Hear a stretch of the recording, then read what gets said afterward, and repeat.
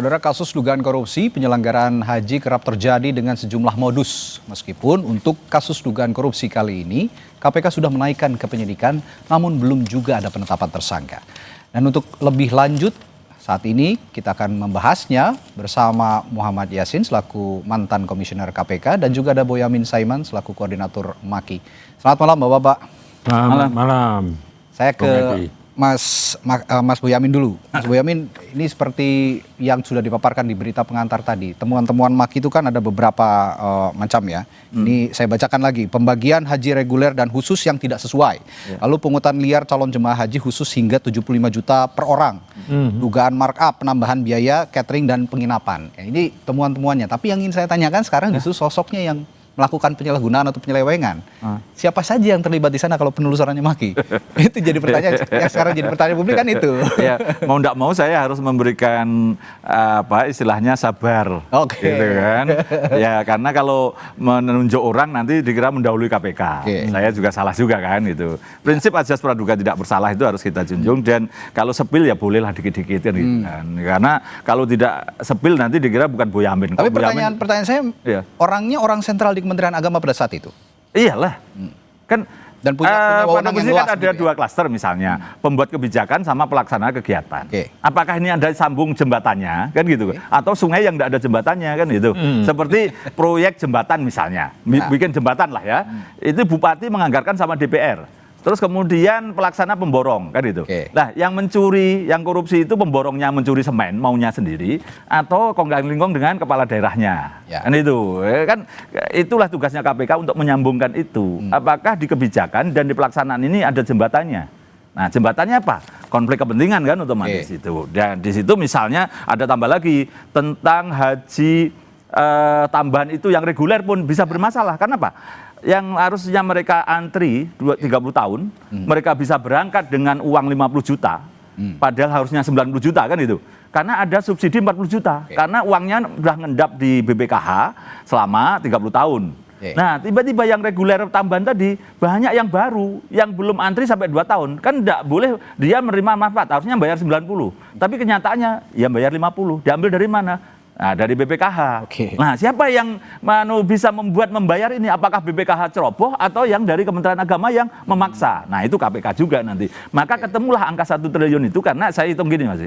Yang dari dugaan pungli itu, yang 5.000 aja lah, kali 922, karena dipotong oleh petugas haji dan kesehatan. Itu maka ketemulah angka 691 miliar. Nah, kemudian dari dugaan yang tadi ini, yang haji reguler yang ternyata mengambil dana BPKH, subsidi itu, ya anggap aja 100 miliar, kira-kira kan gitu. Ketemulah 300. Terus dugaan markup catering haji, ya kira-kira ya 200. Ya ketemulah hampir 1 triliun juga. Gitu loh. Kira-kira kalau saya diminta membreakdown itu, 1 triliunan itu, dulu kan saya rilis pertama ya antara 500 sampai 1 triliun. Kan itu. Nah, itu kan juga di angka yang bisa jadi naik lagi. Karena apa? 5.000 itu kan minimal. Diduga ada yang 7.000, ada yang 10.000 dolar loh ya. Itu berarti kan ya kalau 70 kali 115 sudah berapa? Kalau saya membaca statementnya Pak Yasin di media bahkan hampir 2 triliun katanya Pak ya. Kalau itu kan 5.000, kalau 10.000 semua. Berapa? Kan itu kan. Kalau gitu saya tanya ke Pak Yasin nih. Ini selain Pak Yasin sebagai mantan ketua KPK, Pak Yasin juga pernah di Kementerian Agama sebagai inspektur jenderal ya pada saat itu ya. Nah, berdasarkan pengalaman Anda Pak di Irjen Kemenak, apa saja sebenarnya kelemahan sistemik yang terjadi, yang memungkinkan terjadinya dugaan korupsi seperti yang terjadi saat ini atau diperkarakan di KPK saat ini? Ya, Bung Adi ya. Ya, Radi Pak. Bung Radi ya. Ya pertama kita apresiasi KPK dulu lah. Pak Boyamin Saiman ya itu. Jadi sudah walk the talk ya, not only talk the talk. saya kayak inget quote-nya siapa itu. Oke, lanjut Pak. Jadi tapi tidak hanya sebatas itu. Jadi walk the talk-nya itu sampai sebatas ini kan baru tersangka tidak ada nama, ya kan? Harapan masyarakat ya pasti harus ada namanya, minimal yang dicegah bepergian ke luar negeri itu. Kemarin kan sudah dicegah 3 orang. Harapan masyarakat seperti itu.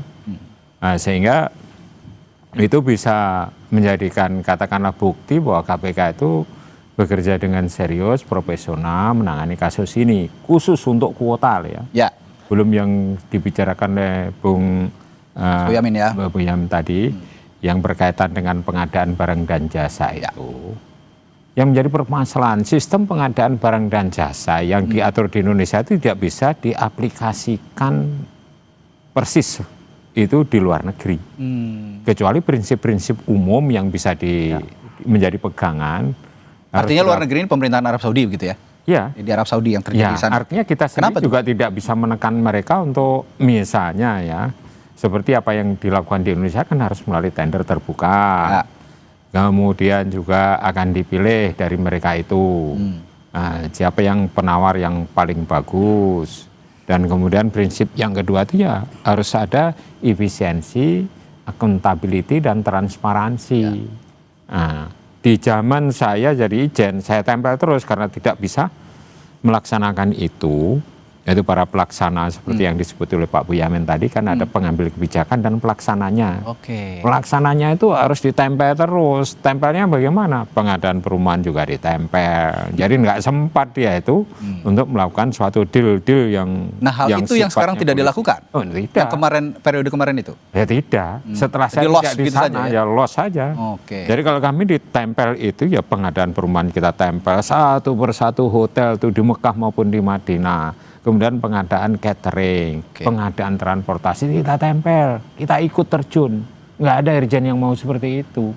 Sebabnya yang kena malah pengambil kebijakan sekarang. Ya, sekarang yang mengenai kuota nih Pak Boyamin ya, dan Bung Ardi ya. Itu yang jelas, jamaah haji khusus itu yang berangkat itu 29.661. Banyak sekali. Ya, yang seharusnya kalau tambahan kuota itu 20.000 diatur sesuai dengan Undang-Undang Nomor 8 Tahun 2019 tentang penyelenggaraan ibadah haji, pasal 64-nya ayat 2-nya itu kan 8% itu untuk haji khusus. Otomatis ya haji regulernya 92% ya kan. Mohon maaf Pak, justru minta penambahan itu untuk reguler, untuk mengurangi yang 30 tahun lagi. Jadi sebenarnya satu pun tidak bisa diambil Pak. Jangankan 8%, 0,01% satu orang aja nggak bisa Pak. Ini dalam hubungannya dengan penghitungan kerugian negara yang sementara dihitung oleh KPK itu Pak. Jadi kalau menurut saya ya hitung-hitungan dari kelebihan 10.730 jamaah itu dikalikan misalnya paling murah 200 juta itu berapa US? Saya 5.000 Pak. 75 juta aja itu Pak. Sudah 2.146 juta. Itu luar biasa banyaknya ya. Tapi yang jadi permasalahan bukan kok berapa kerugian negaranya. Mampukah itu penegak hukum Indonesia itu merecover kerugian negara tisu melalui aset recovery? Kan undang-undang penyitaan aset kan belum ada. Jadi pengalaman yang dulu nih IKTP maupun Bank Senturi itu yang kembali ke Indonesia IKTP itu 2,3 triliun. Yang kembali hanya sekitar 28 miliar. Nggak ada seperpuluhnya itu nggak ada. Kita coba lebih rinci lagi Mas Boyamin. Ke Mas Boyamin nih. Dan kalau Pak Yasin tadi ukurannya 2 triliun bahkan ya kerugiannya. Nah, kalau gitu kita beranjak ke 2 triliunnya versi nanti Pak Yasin dulu. Nanti secara detail BPK akan menghitung yang benar ya. Kalau kita hanya asumsi aja Pak. Tapi bisa mendekati Pak. Iya, bisa mendekati. Saya itu kan biasanya antara 500 sampai 1 T. Kalau biasanya itu kadang-kadang kali 2 gitu. Kalau kali 2 ya ketemu juga. Kita lebih spesifik lagi. Adakah temuan spesifik yang mendukung angka tersebut kira-kira? Iya gini. Karena saya kan mohon maaf bukan apa gitu beberapa kali umroh. Nah umroh itu beliau travel umroh rata-rata juga haji plus. Saya tanya bayar berapa sih kemarin? Nah yang kecil itu yang artinya dapatnya hanya puluhan lah antara 10 sampai 30 itu ngomongnya 5.000. Itu loh ya berarti patokan saya minimal 5.000 itu aja. $5.000. Berarti 75 juta. Kali 10.000 ya ketemulah karena ternyata petugas haji atau apapun yang dampingi sebagian juga dijual Pak. Bukan murni maka kemudian walaupun perhitungan Pak Boyamin itu kemurahan Pak. Karena ini kan kecil cipratan terakhir Pak, kira-kira 5.000. Nah yang besar-besar itu, yang perusahaan-perusahaan besar yang salah satunya dicekal itu konsorsium. Dan ada cerita begini Pak Radi ya. Dari iuran itu kan karena ke travel itu kan transfer jamaah itu. Nah kemudian dikirimlah ke sebagian ke rekeningnya konsorsium. Oke. Nah di konsorsium Pak, karena rame-rame pansus itu Pak, katanya masih ada 200-an miliar yang tersisa Pak, yang belum sempat dibagi gitu. Nah dari itu kan sebenarnya ketahuan. Nanti KPK paling gampang itu kalau bisa pasti bisa menemukan ini, maka kerugian itu kalau di bawah 500 itu keterlaluan gitu loh. Oke, kalau gitu pertanyaan saya selanjutnya, apa Maki juga punya informasi soal pihak swasta atau travel haji yang diuntungkan dari dugaan penyimpangan ini? Seperti kalau saya mencontohkan dalam kasus Fuad Hasan Masyhur ini ya. FHM akan bahas setelah jeda, nanti di Sapa Indonesia Malam akan dijawab oleh Bu Yamin Saiman. Tetaplah bersama kami.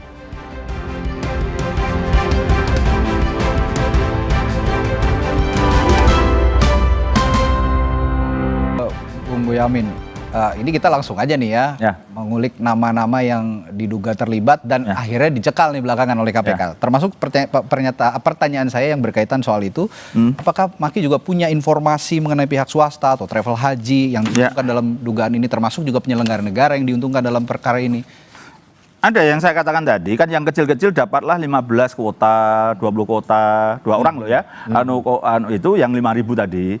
Nah, itu kan berarti hanya sebagian kecil aja. Sementara 10.000. Siapa yang nyerap 1.000, nyerap 2.000 sampai habis di angka 9.000 gitu. Yang terbagi kecil-kecil itu kira-kira hanya 1.000-an, Pak, kira-kira gitu. Nah, yang 9.000 ini diserap oleh perusahaan-perusahaan besar. Yang diduga yang termasuk yang dicekal itu. Karena dia selain untuk dirinya ada istilah konsorsium di situ tadi gitu. Konsorsium yang dijadikan saksi yang kecil-kecil dulu. Ya.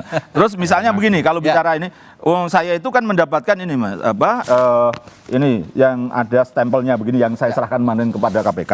Ya surat keputusan yang Menteri Agama yang harusnya itu bicara undang-undang di itu mengatakan harusnya peraturan Menteri Agama. Kalau peraturan Menteri Agama itu kan ada verifikasi ke Menteri Hukum HAM.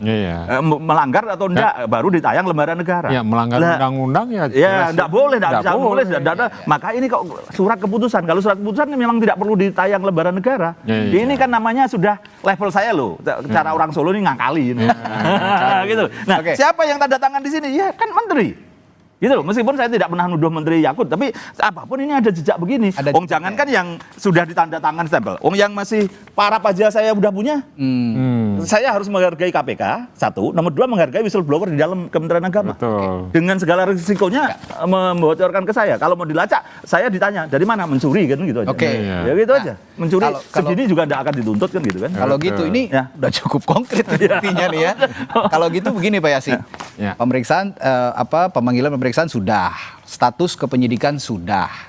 Nah, selanjutnya ekspektasinya apa kalau Pak Yasin kepada KPK untuk kasus ini?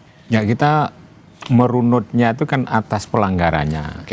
Kan harus diurut dari seseorang melanggar aturan, merugikan keuangan negara, apalagi merugikan jamaah ini yang seharusnya dia berangkat ini kan tidak ternilai harganya, tidak hanya sekitar 200 triliun. Ibadah di korupsi gitu ya? Iya, betul. Itu 23 Juni tahun 2023 itu pemerintah Arab Saudi sudah menginformasikan ada tambahan 20.000. Maka ditetapkan pada rapat dengar pendapat dengan DPR itu tanggal 27 Oktober tahun 2023. Itu adalah 2021 ditambah 20.000. Kan 241. Ya. Muncul lagi yaitu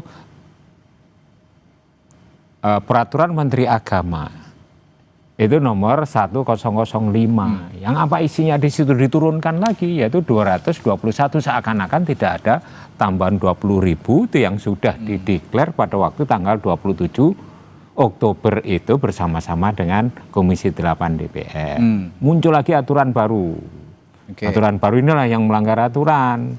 Seseorang kan sudah jelas seorang. Siapa itu yang menerbitkan aturan dong? Pengambil kebijakan tadi? Iya, pengambil kebijakan berupa apa? PMA nomor 130 tahun 2024, 15 Januari. Apa isinya? Di dalamnya tuh, jadi kuota yang 20.000 itu dibagi 10.000 untuk reguler, 10.000 untuk... Pak Yasin, diralat, bukan PMA, surat keputusan. Yang saya katakan tadi loh Pak, nomor ini kan 130 tadi. Ya 130 ya. Itu yang justru saya masalah, bukan PMA. Kalau PMA kan peraturan Menteri Agama. Yang ditayang di lembaga negara. Jadi surat keputusan itu akan melanggar lagi. Itu kan melanggar pasal 64 ayat 2 maupun ayat 4. Bagi 10%, 10%. Nah, sehingga akhirnya ketemulah itu yang jamaah khusus itu 19.290, tapi yang berangkat 29.000. Selisihnya berapa? Makanya saya katakan selisihnya berapa? Jumlahnya 10.731 kali 200 juta. Lebih dari 2 triliun. Karena seseorang melanggar aturan, merugikan keuangan negara, merugikan rakyat yang lagi ngantri. Itu kan paling dolim itu. Ya kan? Dengan niat ada niat jahatnya ya tuh naik turunkan surat keputusan. Berarti itu mensrea ya Pak Yasin? Iya, saya kira ya? itu. Dari 250 tiba-tiba turunkan 200. Seakan-akan tambahan baru lagi, padahal sudah diketuai DPR. Mensrea nggak Pak? Betul, mensrea. Sudah, Pak Yasin pernah di KPK, sudah ada makanya saya tadi tanya, saya tembak langsung aja nih. Udah sekarang ya tadi sudah penyidikan, sudah diperiksa. Sudah jelas gitu, Pak Boyamin sudah hafal betul itu angka-angka. Nggak usah lama-lama itu untuk apa nih Pak? Untuk apa? Ditetapkan tersangka? Ya ditetapkan tersangka lah gitu. Ini kita bukan Mas Radi gini loh, trial bar press ya. Saya hanya dicegah saja. Terus sekarang itu ada tersangka, terus kemudian diulur-ulur namanya nggak muncul-muncul, tuh masyarakat kehilangan trust kepada. Mas Radi biar nggak ngomong aja bahasanya gitu kan. Dasarnya yang jelas. Pasal 9 Undang-Undang Nomor 8 Tahun 2019 mengatakan di ayat 2 Pak, ketentuan mengenai pengisian kuota haji tambahan diatur dengan peraturan menteri. Jelas loh, ini pasal 9 loh. Ya tapi tidak harus melanggar undang-undang dong. Lah iya, misalnya pun Pak, gitu loh, anggap aja ini kebijakan boleh ini karena tambahan gitu. Tapi harus syarat yang mendasari peraturan yang dilembarkan lembaran negara tadi, verifikasi Menteri Hukum, boleh melanggar undang-undang. Kalau enggak ya udah enggak boleh juga gitu loh. Itu melanggar undang-undang nomor 8 surat tahun 2019. keputusan.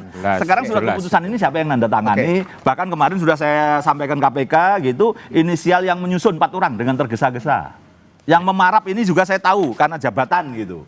Tapi kan menterinya nggak dicekal kalau yang memarap ini karena jabatan. Terus misalnya gini, ada yang cekal 1 orang. Ini saya di briefing Februari 2025. Artinya ini setelah saya laporan bulan Desember, itu saya kena briefing orang. Ini kan di Lingkari ini. Ini yang dicekal salah satu. Ini masih ada di papan ruang briefing saya di Pak BSD Pak. Jadi, ternyata cocok juga ini. Yang salah satu dikasih ini namanya Gus Udah semakin spesifik sepertinya ya. Jadi memang langkah yang ditunggu ya ekspektasinya Pak Yasin tadi ya.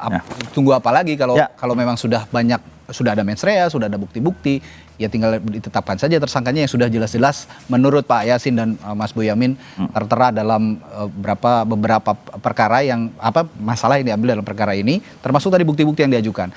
Baik. Terakhir ini Pak kan ini Mas Radi ini kan. Ini dari papan nama saya foto lagi ini. Ini nomor 3 ini yang nyusun. Nomor 4 itu yang dilingkari, itu yang dicekal. Wah, itu kan. Anatomy of crime-nya udah ada. ini dari papan saya. Saya foto, saya printer. Baik, dan ini semua sudah diserahkan ke KPK. Sudah pas ternyata kan. Tinggal menunggu keputusan KPK kapan menetapkan tersangka. Sepertinya sih tidak lama lagi dan dalam waktu dekat. Kalau melihat sebentar lagi 17 Agustus ya mungkin setelah 17 Agustus kali ya. Ya pokoknya gini Mas Radi, 3 bulan tidak penetapan tersangka saya gugat lagi. Pak Yasin udah berapa kali saya gugat pimpinan KPK kan gitu kan. Baik, terima kasih Mas Boyamin, Pak Yasin telah hadir di studio Sapa Indonesia Malam hari ini dan memberikan perspektifnya dan pandangannya malam hari ini.